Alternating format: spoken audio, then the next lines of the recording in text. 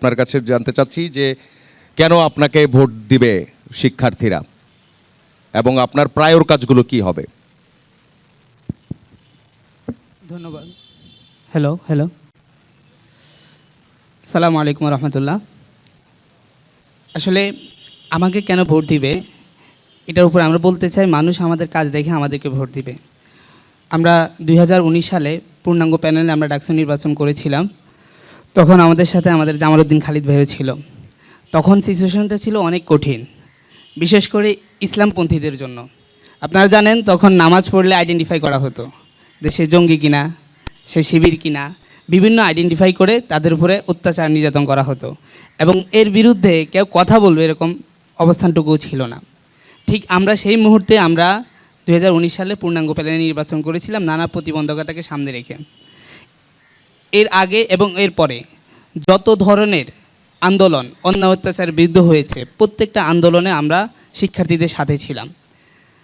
আমরা সর্বশেষ অনেক আন্দোলনের কথা বলা যাবে, তার মধ্যে অনেকগুলো আন্দোলনও ছিল যেগুলো অনেকেই করতে পারতো না, কিন্তু আমরা করতে হতো।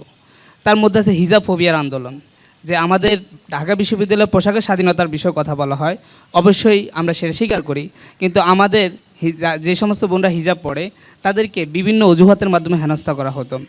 2 নম্বর, আমরা আন্দোলন করেছিলাম ইডেনে ছাত্রলীগ কর্তৃক ছাত্রীদের উপর নির্যাতন। আপনারা জানেন পদ দেওয়ার জন্য বিভিন্ন ধরনের মেয়েদেরকে ইউজ করা হতো। এই বিষয়ে আমরা একমাত্র আন্দোলন করেছিলাম যে মেয়েদেরকে রাজনৈতিকভাবে কীভাবে অ্যাবিউজ করা হচ্ছে। আমরা আন্দোলন করেছিলাম শিক্ষানীতির বিরুদ্ধে। সর্বশেষ আমরা আন্দোলন করেছিলাম 24 সালের ডামি নির্বাচনের বিরুদ্ধে, যেটা ছিল খুবই কঠিন। আপনারা জানেন তখন ছাত্রলীগের একচ্ছত্র আধিপত্য ছিল।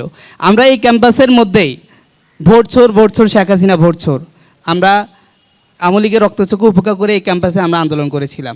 আমরা আন্দোলন করেছিলাম রাজু ভাস্কর্যের পাদদেশে একটানা 7 দিন, যেখানে আমরা মাত্র হাতে গোনা 10-12 জন ছেলে মেয়ে ছিলাম। এই নির্বাচনকে লাল কার্ড দেখিয়েছিলাম। তো আমরা সর্বশেষ আমাদের যে জুলাই অভ্যুত্থান, সেখানে আমাদের লাইব্রেরির সামনে থেকে শুরু হওয়া 1 জুলাই থেকে যে আন্দোলন একেবারে গণভবন দখল করা পর্যন্ত, আপনারা জানেন যে আমাদের যে মাদার সংগঠন ছিল আমাদের পিসাব চরমনায়, ওনারা ঘোষণা দিয়ে গণভবন দখলের কথা বলেছিলেন। অন্য কোনো রাজনৈতিক নেতারা তখন সামনে আসেন নাই। তো আমরা ছাত্র সংগঠন থেকে শুরু করে আমরা প্রত্যেকটা ছাত্রদের অন্যায় অত্যাচারের বিরুদ্ধে যত আন্দোলন ছিল আমরা সবার আগে থাকার চেষ্টা করেছি। এটা হলো আমাদের পার্ট। 2 নম্বর হচ্ছে যে দেখেন আমাদের এখানে অনেক ধরনের চেতনা ব্যবসা হয়। আওয়ামী লীগ যেরকম একচেটিয়া 71কে নিয়ে ব্যবসা করেছিল, অনেকে আবার দেখবেন এখন 24কে কেন্দ্র করে তারা সামনে আসতেছে। তো আমরা কোনো চেতনা ব্যবসায়ী না, আমরা আমাদের জাতীয় সংগ্রামের সকল চেতনাকে বুকে ধারণ করে আমরা রাজনীতি করি। 3 নম্বর হচ্ছে আমরা যেটা বলতে চাই, আমাদের এখানে আমরা সুষ্ঠুতার একটা রাজনীতি চাই। এখানে শামীম ভাই যেটা বললেন যে রেজুর ভিত্তিক রাজনীতি বা বিভিন্নভাবে বিরাজনীতিকরণের যে একটা আলোচনা আমরা বিভিন্নভাবে দেখতে পাই, সেটা বলতে চাই। এই ঢাকা বিশ্ববিদ্যালয়ের যে প্রতিষ্ঠা, যে 1921 সালের দিকে দেখবেন এটা একটা রাজনৈতিক একটা সিদ্ধান্ত। রাজনৈতিকভাবে মুসলমানদেরকে তাদেরকে চাপিয়ে রাখা হচ্ছে, এই জন্য একটা রাজনৈতিক সিদ্ধান্ত নেওয়া হয়েছিল। 71 সালে আমাদের ঢাকা বিশ্ববিদ্যালয়ের প্রথম রাতে কেন হামলা করা হয়েছিল? এখানে কেন হামলা সিদ্ধান্ত নেওয়া হলো? কেন এতজন মানুষকে মারা হলো? কারণ এখানে নেতৃত্ব তৈরি হয়।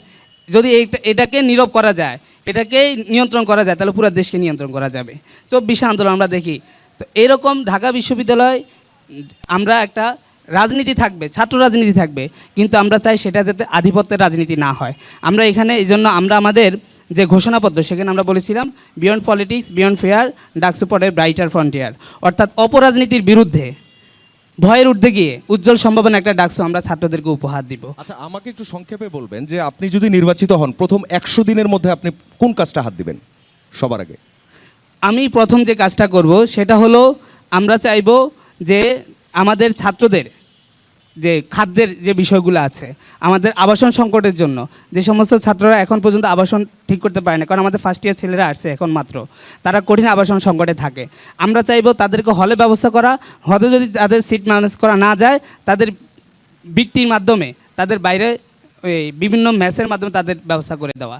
এমনকি একজন ছাত্র প্রথম সেই যখন ঢাকা আসে, আপনারা জানেন আমরা গ্রামে এক ধরনের জীবনে অভ্যস্ত থাকি, ঢাকা আসার পরে তাদের খাওয়া দাওয়া বিভিন্ন ধরনের অসুবিধা হয়, তারা শারীরিকভাবে অসুস্থ হয়ে যায়। তো আমরা চাইবো প্রথম দুইটাকে প্রাধান্য দিতে।